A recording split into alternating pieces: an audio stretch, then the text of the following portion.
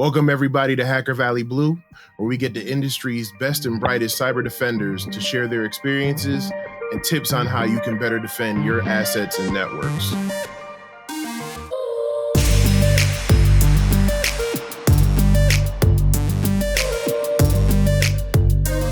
This season, I'm gathering some of the very best blue teamers across the field to form my all-star team of defenders who will use their talents against some of the biggest cyber threats that we face today.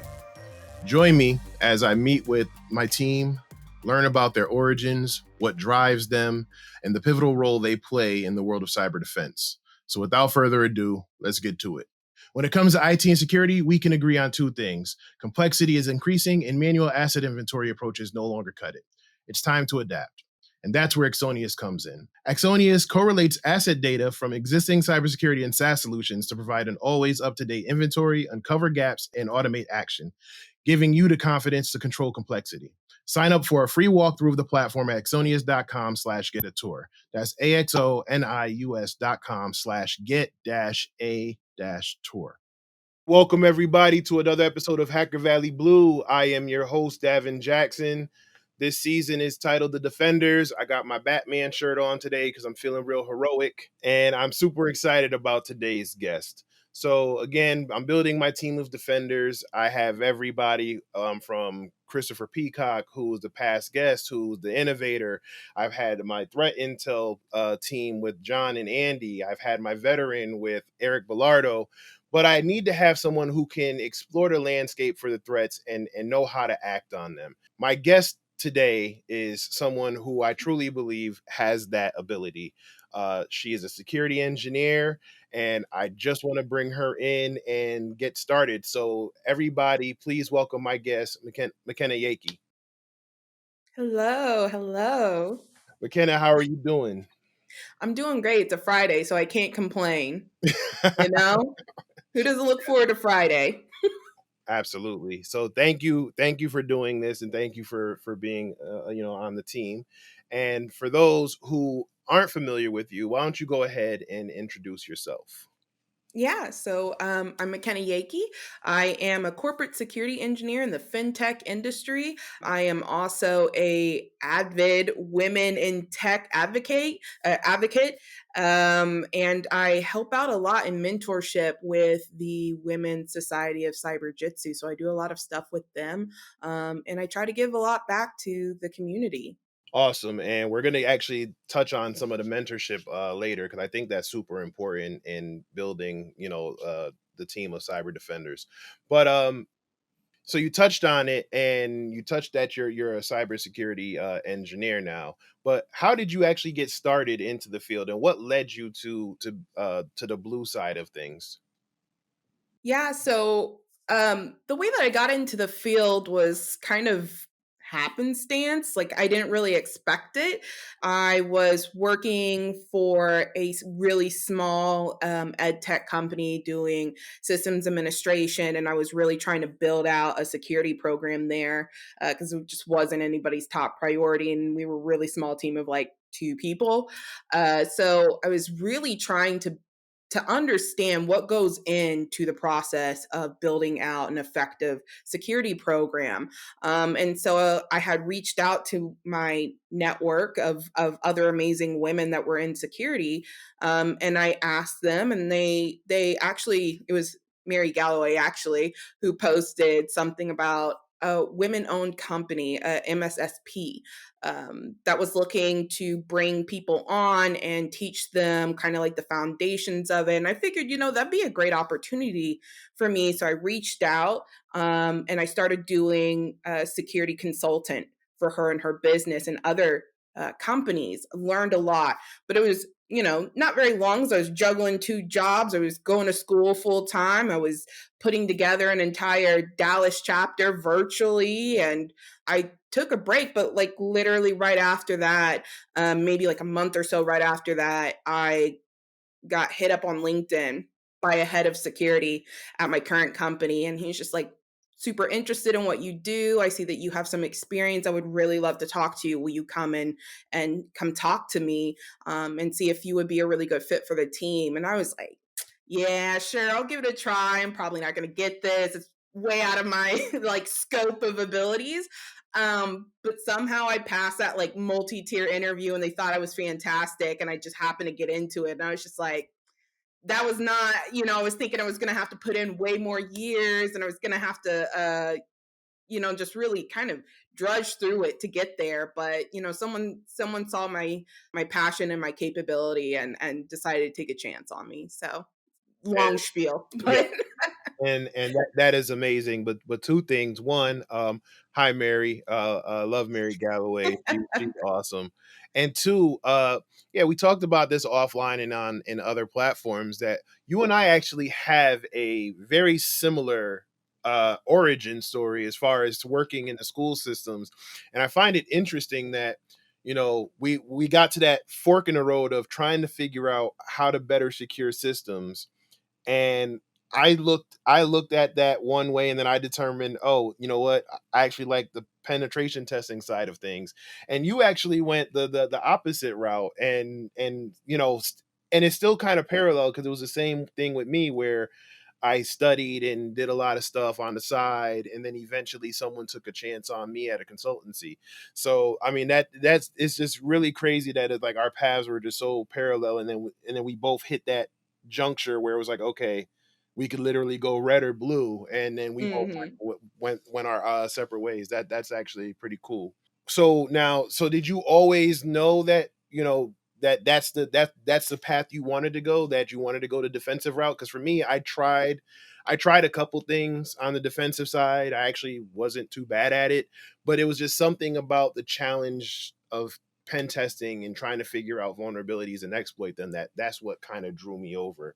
So what was it for you that was just like, yeah, this is where I need to be? You know what? I think I didn't even really have a chance. I blame this compliance manager, who was really trying to get our team to implement NERC SIP, and no one would do it. So I didn't. I was kind of like offered up as a sacrifice to help them, and so I feel like I didn't really even have the chance. I just fell in love with it from right there, because at that time I was working for a power authority and I was just doing system admin work. And I had never really come across security until then. And something about it just seemed so interesting because working for the power authority, I guess I had never really taken into account how important it is to secure our critical infrastructure. It just wasn't even something on my mind. And being able to walk through those standards and identify ways that we could improve our posture, I became addicted and I was just like, this is it for me. I love it. I did look into, the red side because I think when anybody starts to look into cybersecurity, that's like the first thing that they get hit with. It's what everybody seems to talk about a lot, like cyber defense is, I mean, you got to kind of dig into security a little bit more to see more of it, because like being a hacker, being a pen tester is just, it's the sexy thing, right? That's what everybody wants to go to. So I looked into it and I just it didn't feel right for me. I have a very security based mindset. I did Brazilian jiu-jitsu for years. And so I come from a very like defensive perspective and it just fit for me better. I care a lot about protecting what's important to me. And that just fit with my natural personality. So yeah, it was over before I even got to make a decision. So cyber defense and chokeholds, good to know. Yes, exactly. It's funny when like when you said that you were offered up as the sacrifice for that role. I immediately went to like Hunger Games. I was like, I volunteer as tribute. Yes. You took a liking to the cyber defense side of things, and now your official title is security engineer. So what does that job entail?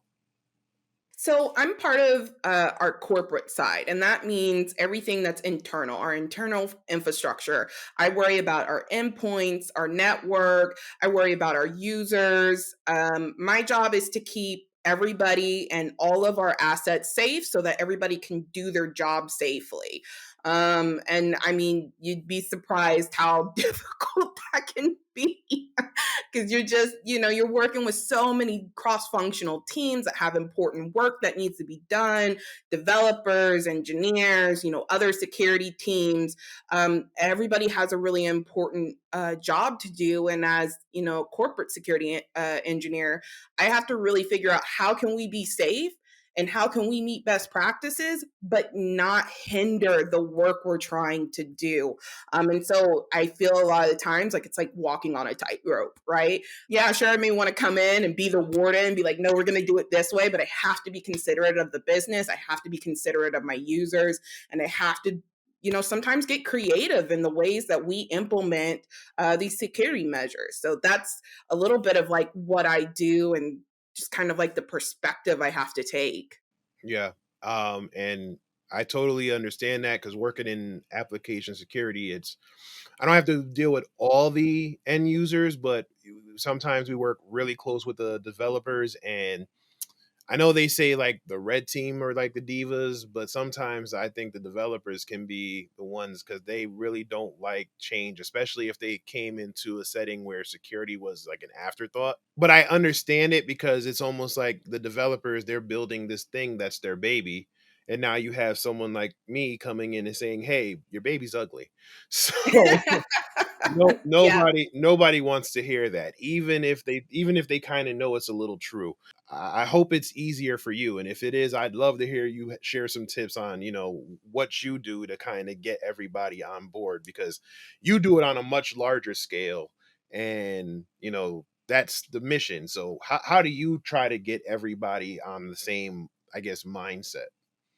Yeah. So for me, coming from a system admin background, it's really about making sure that my users can utilize the systems, but also they're not causing me headache and a problem too. So I've had to learn a lot about collaboration and compromise. So what I really like to do is I have my objectives that I need to get done, but I also like to go to my stakeholders and understand what is the function of possibly this specific objective I need to get done and that hinders their work. And I try to understand from their point of view how that might impact them. And so I work really closely with so many different teams, very closely with like tech ops, legal, risk, everybody else in our security engineering department. And I spend a lot of time, I think, on like the human aspect, the people part of security, to really then bring all of that information. And as I'm building out my kind of like process of how I'm going to get this objective done, how I'm going to bring the security measure on, I have to take all of that information and that knowledge and really kind of make it part of the path. So I think for me, I think sometimes I can be a little bit of an odd man out on my teams because I am so hyper focused on the impact of the end user, that I think sometimes I can kind of butt heads a little bit and be like, okay, but if we implement this, are we not going to start a riot? And how do we, if this is absolutely a must, how do we get our users prepared? And so for me, I work very closely with tech ops with a lot of the work that I do because I focus on processes and I come in and I do a lot of security gap assessments, and I find out, where's our baseline, or if we don't have one, I build it. I identify where we should be, and then I say this is where we're going to get to. So I have to work with them a lot, and I know sometimes tech ops can feel like we're coming in and telling them exactly how to do their job. So I care a lot about that collaborative part of the work. It definitely can be harsh or hard being that odd person out, and sometimes actually even very stressful. When I've talked to other people who've had similar roles, they actually said that they find some of it to be exciting because it allows them to be exposed to so many different teams that they probably wouldn't have been under any other circumstance or in any other role. So what is something that excites you about your job? I like solving problems. I like solving complex problems. I think I'm a little bit of an analyst at heart, because I love to get into the nitty gritty. I love to get into the weeds and identify like, why is this a problem? I think I was the kid that was always like, why? So when when I get up every morning and I come in and I'm looking at the things that we have to implement or the ways that we're going to do them, I like to really understand the problem. I go, why? But why are we doing it this way? But why are we utilizing this tool versus that? Why are we using this method versus that method? So I like to ask questions, and I think I end up learning so much because I guess, so annoyingly asking questions. But yeah, I love solving problems. I want to understand how things work, how they function, and then like what we need to do to get from point A to point B. So that's it. I love to just dig into stuff. No, I agree 100%. I think curiosity is something that is definitely one of the, I guess, the unspoken things that you need in cybersecurity. You have to have that bug in the back of your ear. It's like, why does that work, or what happens when I do Hmm. this? And I'll be honest with you, listening to you with your curiosity, I think you would have actually made a really good pen tester. So if I've been you told. ever if you ever think you about switching, you might, you definitely have the mindset of a pen tester. So but that's awesome. How does the intel gathering process work for you? And how does that help you do your job to help your team internally, as well as keep up with, the latest attacks that can happen from external sources? Yeah, so again, because I'm nosy, right? I like to go and stay up to date on what's going on. I talk a lot to the community to see like what everybody else is coming up against. Maybe if somebody's identified a new kind of like threat or vulnerability, I like to discuss it with within the community. But for me, intel is it's really just research, right? It's poking into things. And so I'll go and read up on vendors, and I'll go and study and kind of like sandbox stuff if I'm trying to figure out like, okay, is this an actual vulnerability? To what degree is this a problem for us? And I gather my intel just really kind of, I guess I've never really thought about how I go about it because I feel like I gather intel just all day, every day to do what I need to do by asking questions. So I guess if I just keep it straight up and keep it simple, it's just I poke. I go and I poke everywhere that I can, whether it be from stakeholders to poking with the actual devices or, poking into the community or staying abreast of like what's going on. That's how I tend to gather my intel and I bring that back. I always do like a giant like doc dump with my team and I'm like, this is what I found. This is what I think we should look into. This is what I want to test and this is what I want to implement. So that's how I tend to go about my like intel or my research. Okay. And I guess the follow-up question is, and then once you kind of get that research and get that information, what type of tools or applications are you using to kind of help you? EDR. I'm using a bunch of tools that help me pull that information. So whether that's using a vulnerability management tool or using like MDM or even building out like a case management tool, we use a huge variety of different tools. In fact, sometimes I think it's a little over the top and a little overwhelming, right? With how many tools we have to use to get our job done. I use just about everything I could to get the job done. And that, I think, is a perfect segue to get into our sponsor for this episode, which is Uptix. If you don't know, Uptix provides the first unified cloud native security analytics platform that enables both endpoint and cloud security from a common solution to enable security professionals to quickly prioritize, investigate, and respond to potential threats across a company's entire attack surface. By unifying visibility in a single tool, security operations analysts can focus on one tool set and interface to improve productivity and efficiency. So, McKenna, you just talked about having to get all these tools and bringing them in and aggregating all this data. How would a tool like Uptix actually help simplify that process? Yeah, so really funny that the sponsor is Uptix. We currently use Uptix and we're building out Uptix within our environment and I love it, right? Cuz we use it for endpoint analysis and so it's really great to help us identify vulnerabilities and catch compliance drift. Like for me, I use it extensively for investigations and it was really valuable for us during log4j.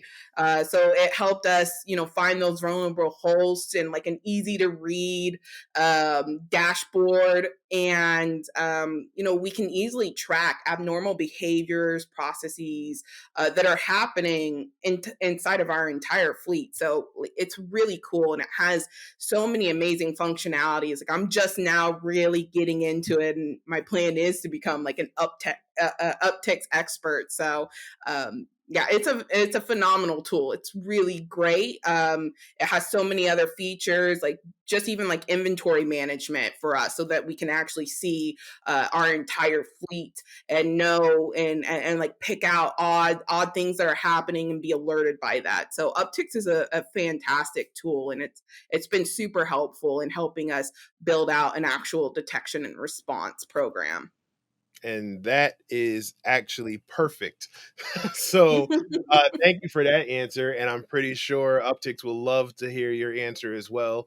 And if you want to hear more about Uptix, you can go check them out at their website, uptix.com. That's uptycs.com. So, McKenna, switching gears, a lot of offices or a lot of corporations or companies, they have issues with the budget. Either they don't want to spend the money or they just don't have the money at all. But that doesn't mean that they should miss out on, securing their assets. So in your opinion, what is something that you think is fairly simple and fairly cheap to implement that could make a huge difference to a company who can't afford some of these more expensive tools? Yeah, so funny enough, at my company, we're big open source tool people, right? Like, we care more about how much can we utilize this tool to do exactly what we want it to do, and be part of that community too, where we know people are actively working on and building out cool features, and really stay in touch with what their users need. So one tool that we've actually implemented is the Hive, and it's one, I don't even begin to understand all the features because we're still building it out. But the main thing that the main thing that I've gotten to really experience with the Hive is the way that we're able to pull all of our alerts and aggregate them into one pane of glass and use it as a full blown case management tool. So like when the whole Okta thing happened, I was able to quickly go into the Hive, find the alert, find where it came from, and then start setting out tasks that needed to get done for the investigation process, so that I could keep track of what we were doing. And it was great because we were able to easily use it to collaborate to get that work done quickly. I think it's a fantastic tool. Again, it's open source, and I don't believe that it's incredibly hard to like spin this up and get it running. And we really enjoy using this tool within our environment. So I would say that that's, if you're looking for something to manage your case, your cases and your incidents, and you need something that is effective and easy to use, I would say like the Hive is a perfect tool to bring in. Yeah, and I'm glad you brought up something that's an open source tool, because a lot of times you hear in a lot of these shops, it's almost like open source tools are like frowned upon. It's almost like, oh, they're not going to take us seriously because we're using an open source tool. And in some cases, you're right, right? Like you should probably use, more like a commercial scanner when you're going to do a vulnerability scan or something. You don't want to Yeah, use like an open absolutely. source scanner. But there are a lot of tools out there that you can utilize that are open source that are little to no money.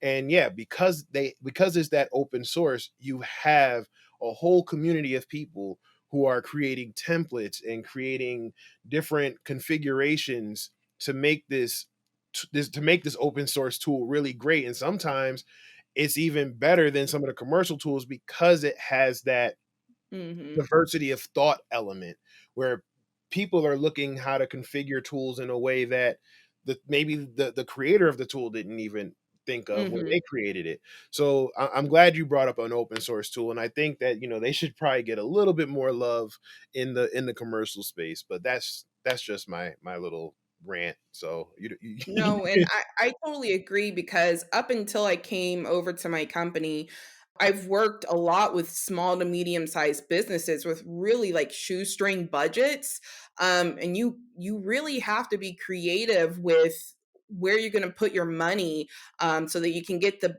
biggest bang for your buck. If more people were willing to kind of dig into that space, you would find a treasure trove of phenomenal tools within phenomenal communities that are building something fantastic. Absolutely, I agree. So in different jobs or in different positions, there's a moment where it was just like it's like an absolutely euphoric feeling, right? So for pen testing, it's probably popping that shell or getting domain admin on the system, so you got complete root access. For forensics folks, it's probably putting all the pieces together in their investigation. For you, what is that moment like? What tell us a time where it was like everything just fell into place, the stars aligned, and it was just like, yes, I got it. So, funny enough, I think for me, it's been more of actually successfully delivering a project or getting an initiative that I had started from start to finish. So at one point when it was again just like me on this really tiny team, we didn't even have the basis for like endpoint security, which is why I've become kind of obsessive about endpoint security. Going from like point A to point B of building this out and seeing like all of my labor and all of the intensive work I've had to do to get us up to compliance, to get us secure. Finally, to have that thing just work when I go in and I finally have, like, I'm looking for vulnerabilities or something and it just like works and I can actually make that change. That has been, I guess, for me, maybe I'm a little boring, but that's been really exciting for me. I'm sure there's other people that have things that they enjoy, like being able to actually catch some malicious activity in the network and being able to, eradicate it. But for me, I guess I'm boring. I really love I love projects, right? So again, I guess I'm a little weird in that respect, but I love the projects that I do. And I love being able to have a really unsecure environment where I have to worry and stress all day long about what's gonna happen, to getting to a point where I can actually go to bed and not stress that something's going to go wrong. So, I look at our infrastructure like my home. I have to protect my home. I have to understand where the weak points are. I have to understand the functionality of my home and how it's laid out, and I have to come in and I have to be either creative and find ways to build my home up so that it's secure.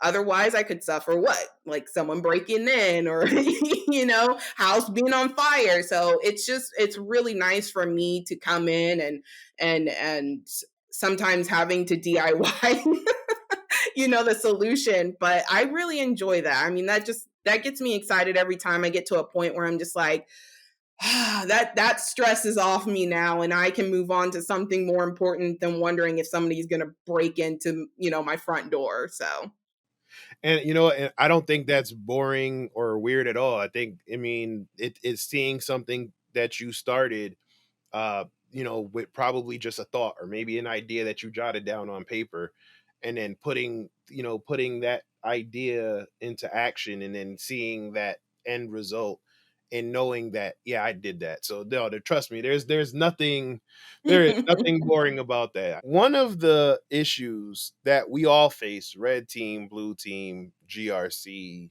purple team, whoever, is the lack of new talent coming in, and also the surge of people leaving. You can blame the Great Resignation, you can blame the same shortage of professionals, so now it's pretty much, highest bidder. But a lot of the time, and companies won't admit this, but a lot of times it might just be the company, it might just be their ideology, it might be something that they did that the employee doesn't work well with the employee. What is something that you think companies can do to help change that, whether it's to retain the people that they have and bring in new people? That's a great question. Um, I think I tend to have a little bit of a different perspective, right? Because I work so closely with people who are really interested in coming into the field. And so I tend to find almost the opposite. There's people foaming at the mouth to get in.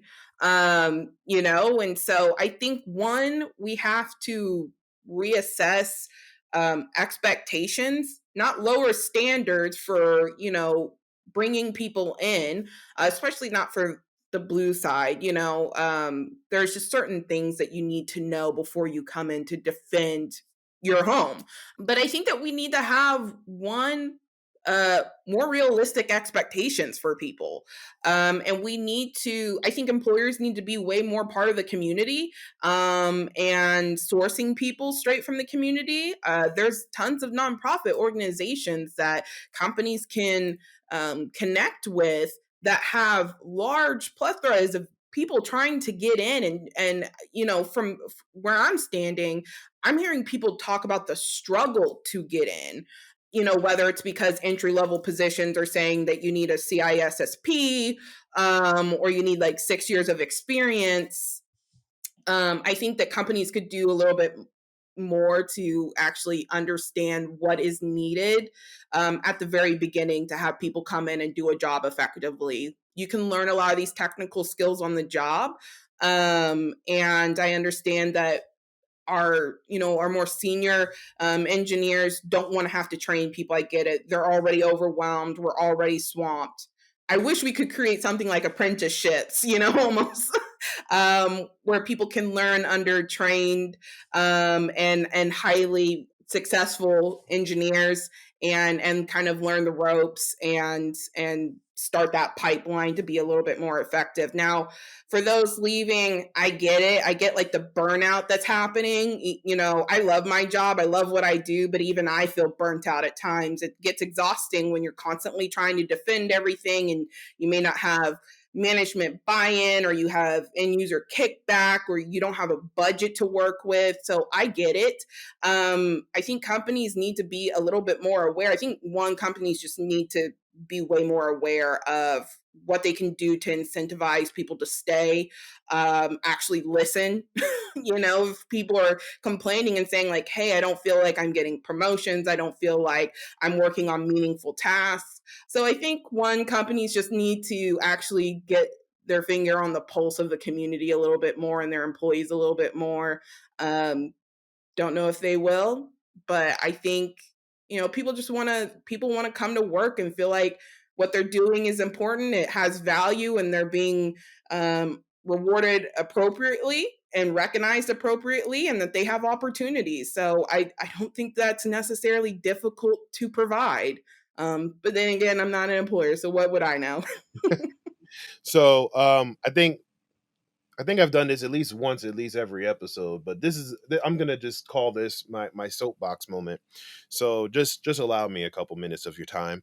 I think there's a disconnect, and I think there's several disconnects. There's a disconnect sometimes with HR and the community.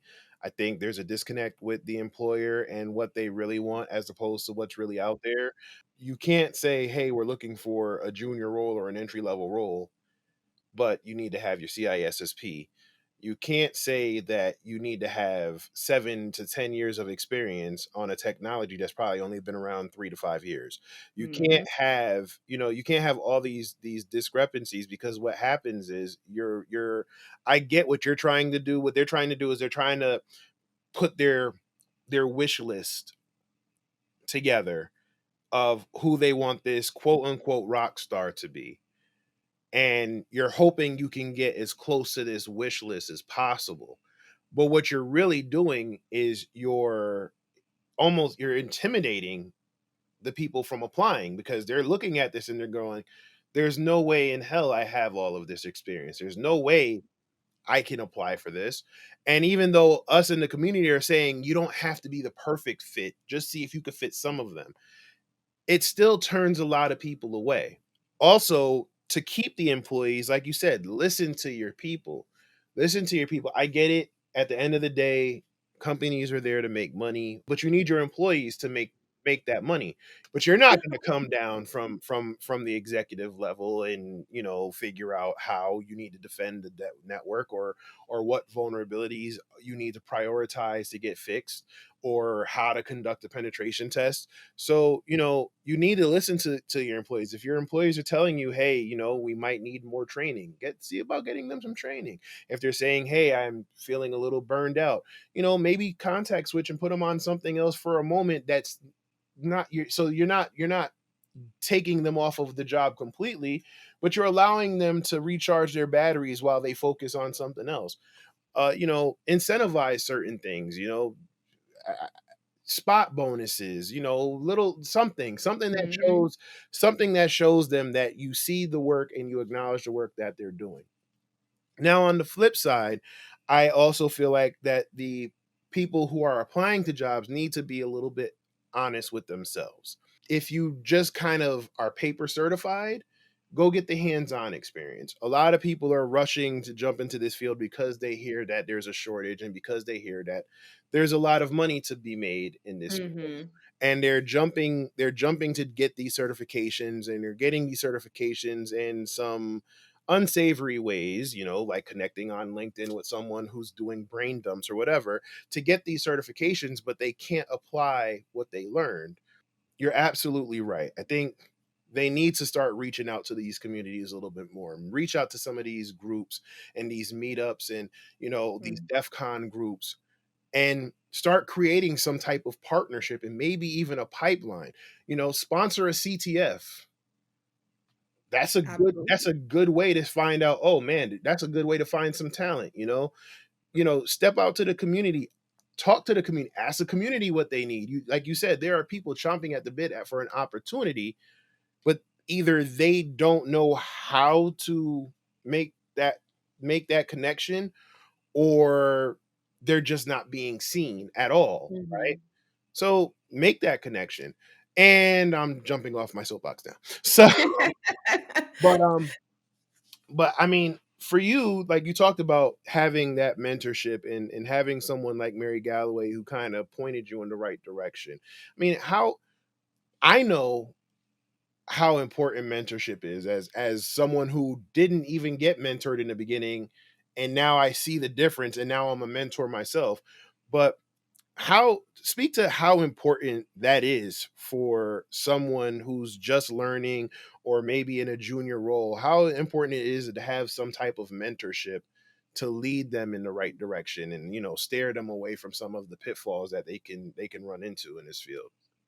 Yeah, well, I think you pointed out really perfectly is you need mentorship to help you understand what really deserves your time and what doesn't, what's a waste of your time, help you identify and kind of zone in and focus where to go, because again, security is massive. You know, I like to say it's very similar to like healthcare. You know, you can say that you're a doctor, but like, what does that mean? Like, what is your specialization? There are so many different domains to it, right? We're all not the same. The work that we do is not all the same. And I feel like it can get really easy. It can be really easy to kind of pick up a hodgepodge of skills, but have no real focus on where you're going.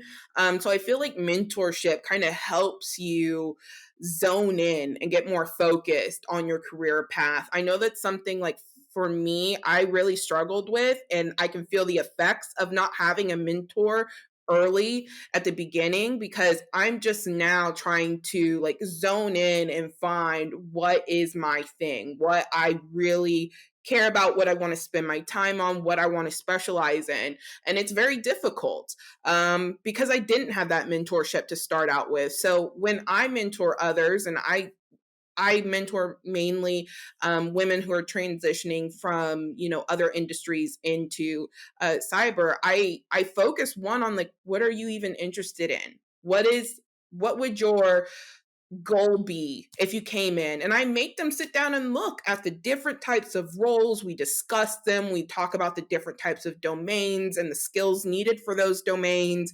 And then we narrow it down. And then I give them different things to try and do, whether it's different labs that they work on or different projects that they work on, or different methodologies or understanding. I help them kind of build out this foundational layer at first to really kind of start picking and go, well, I like this when I did that project with you, but I didn't like this. Okay, perfect. That helps us zone in a little bit more on what you want to do.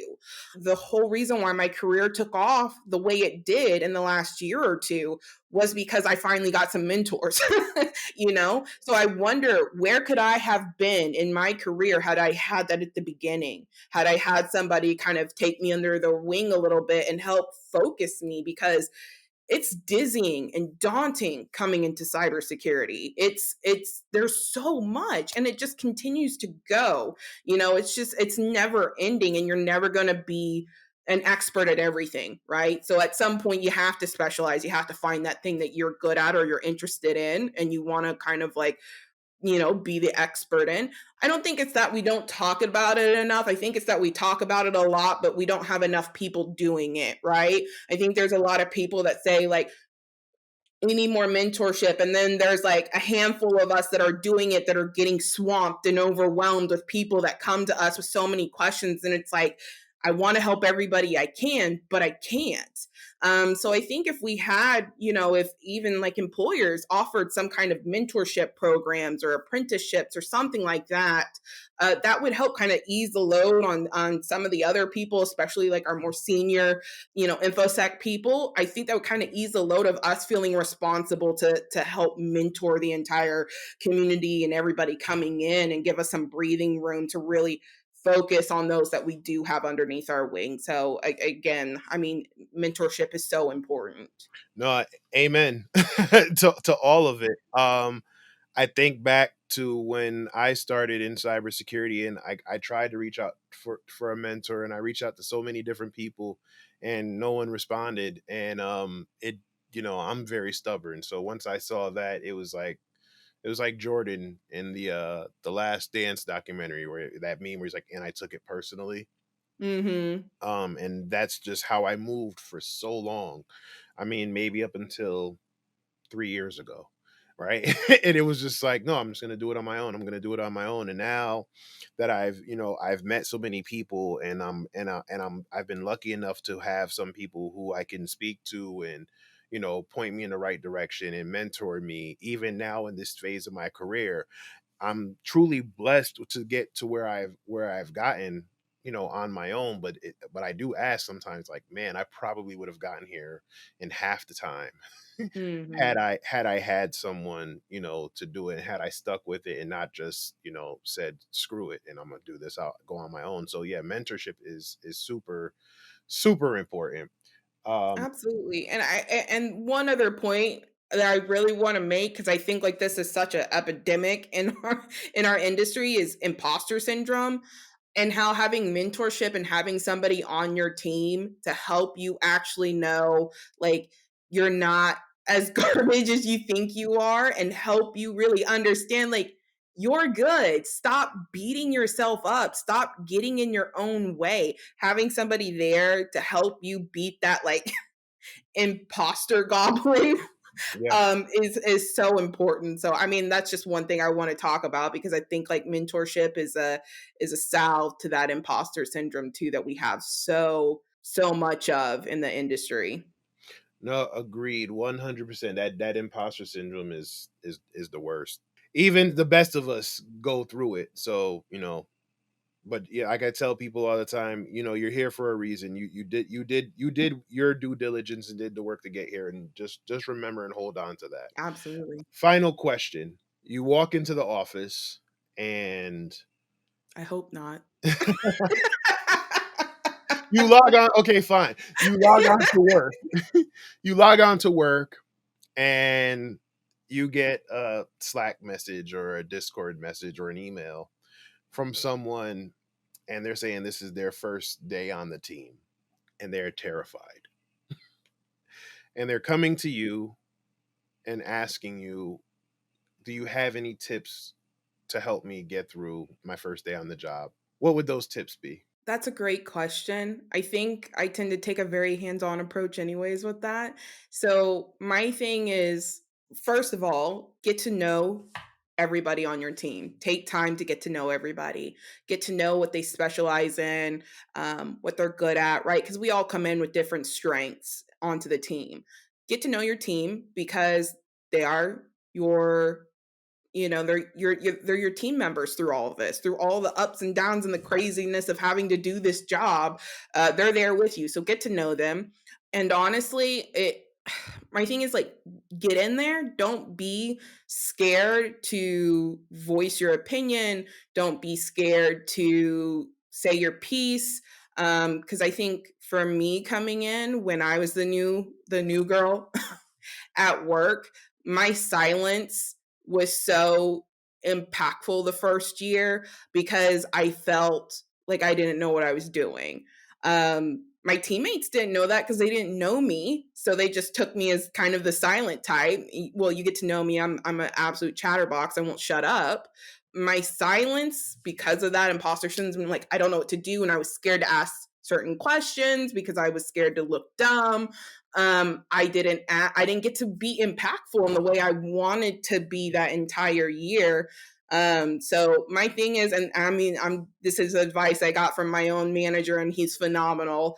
Ask the questions, ask questions. Tell me when you're struggling so I know when to help you, so I know when to give you the support that you need.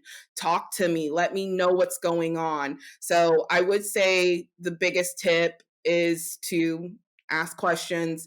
Don't be worried about looking dumb. We all look dumb from time to time. It's not that big of a deal. It's more important that you learn and that you learn confidently instead of hiding yourself away and not having the impact that you absolutely can bring to the team and being a valuable asset to the team. So don't hide your shine. Just get out there, do the work, ask the questions, and connect with your team members. You'll be all right. And there you have it. well, well said. Well said. I know you said it was a difficult question, but you nailed it. So there you go. So again, McKenna, thank you for agreeing to do this and being on the show. Why don't you tell everybody how to find you? Yeah, absolutely. So you can find me on Twitter under CyberKenna, and you can actually find me on. I started making my own website. It's called cyberlit.co. That's cyber literacy. And you can also catch me on LinkedIn under McKenna Yeakey. I'm active on most of them. Trying to get more active on Twitter, but yeah, you can find me there. Feel free to reach out and connect. I love talking to people. And again, like I said, once you get to know me, I won't shut up. So we should have lots of good conversations. Yes, for those listening and watching, please reach out to McKenna. She is a great resource and a great person, and just fun to talk to and chop it up with. So again, McKenna, I thank you for being on the show. I thank everybody for watching. This has been another episode of Hacker Valley Blue. Remember to like, comment, subscribe. Let me know what you think of this episode or the season as a whole in the comments below. For those who are watching on YouTube, or just leave a comment in our chat box or on our Discord channel. Let them know, and let's talk about bringing me back for another season. Please bring me back. But again, that's been the show. So I will see you next time. Everybody stay safe out there and take care.